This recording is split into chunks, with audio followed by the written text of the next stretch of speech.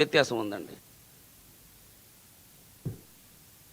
రాష్ట్రంలోని వికలాంగులకు కూటమి ప్రభుత్వం పట్టించుకోవడం లేదని, సుమారు 4 లక్షల వికలాంగ పింఛన్లు తొలగించిందని వికలాంగులు జిల్లా అధ్యక్షుడు వేణుగోపాల్ ఆరోపించారు.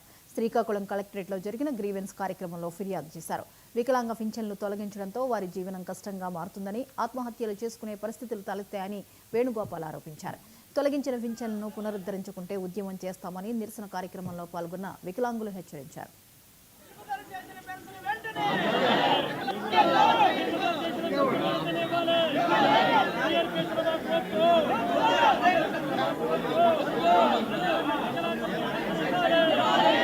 ప్రజా పరిషత్ కార్యాలయంలో జిల్లా వ్యాప్తంగా 30 మండలాలు కూడా పిలుపుడింది. వికలా హక్కుల జాతి వేదిక సంఘం ద్వారా ధర్నా ఏర్పడడం జరిగింది.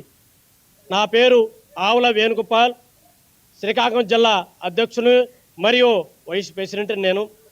అయితే మా యొక్క డిమాండ్ ఏంటంటే 9 నెలల నుంచి కూడా ఈ సంవత్సరంలో వికలాంగులు రాష్ట్ర వ్యాప్తంగా 7,86,000 పెన్షన్లు ఇస్తున్న మరి ప్రభుత్వ వారు రీఎరిఫికేషన్లు పెట్టి ప్రతి ఒక్కరికి పెట్టి వాళ్ళకి రీఎరిఫికేషన్లో 4 రాష్ట్ర వ్యాప్తంగా 4 లక్షల పెన్షన్లు తొలగించడం జరిగింది.